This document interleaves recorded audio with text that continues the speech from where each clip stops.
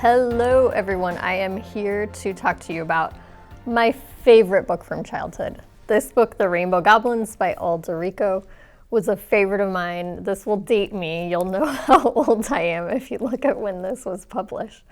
But it was a favorite when I was a kid, and I also use it in the classroom with my students all the time.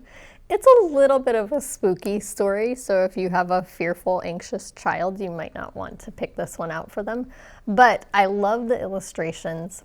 They actually are drawn with, I would say not a realistic because they're goblins, so right, like who's ever seen a goblin, but they're, they tend toward realism. And so they're really showing the volumes and the lighting and how light and shade falls over a volume. So I use it as a teaching tool in addition to when I'm teaching shading, how to draw volumes, and all of that information is on my website, LZMstudio.com. I don't include that stuff on YouTube because there are hours and hours of videos that took me forever to record. And so I have to make a little tiny bit of money off of it because it's just taking me so long. But I use this book in conjunction with those lessons because you really see examples of how to draw something that is three-dimensional, realistic volume and form with lighting and shadow. So without further ado, let's look at some of those pictures. So it's got some great visuals. I don't think you're going to be able to see the entire book in my frame here. And so this is the story of the Goblin Valley or the Rainbow Valley where the rainbow lives and the goblins that need to drink the colors.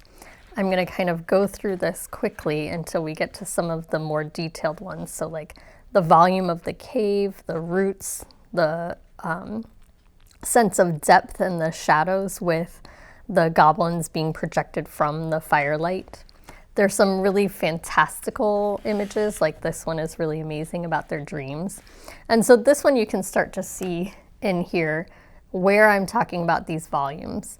One of the things that I teach on my online course on my website is how to draw spheres. So I can refer to that when I'm working with a student and then refer to this. And so it's helpful to see an example of where you're going to use these different things. But they're also just beautiful landscapes. The story is amazing. I'm not gonna go through the whole end of the book.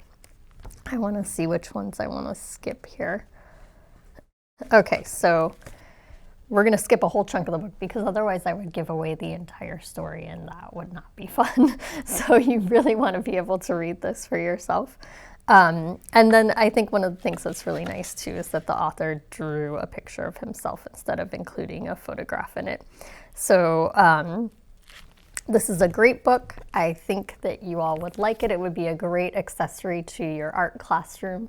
And again, I like to have stories around for my younger students. If they're younger than 8, working together for an hour is a really long time for them to stay focused. And so taking a break and reading a story halfway through, reading part of a story and continuing it the next lesson, it really gives them something to look forward to, and my students always really love it. For adults, though, I think having examples of where you're learning the tougher material and how to apply it in your own artwork. You might think that illustrated storybooks are just for kids, but I will pull this out and reference it with adults all the time whenever I'm learning some of those basic shapes because there are beautiful, vivid examples in this book. So I hope that book review inspires you. It's summertime. I hope you get this book for your kids and read it in the wee hours of the evening when the fireflies are flittering around outside and that you have a magical summer.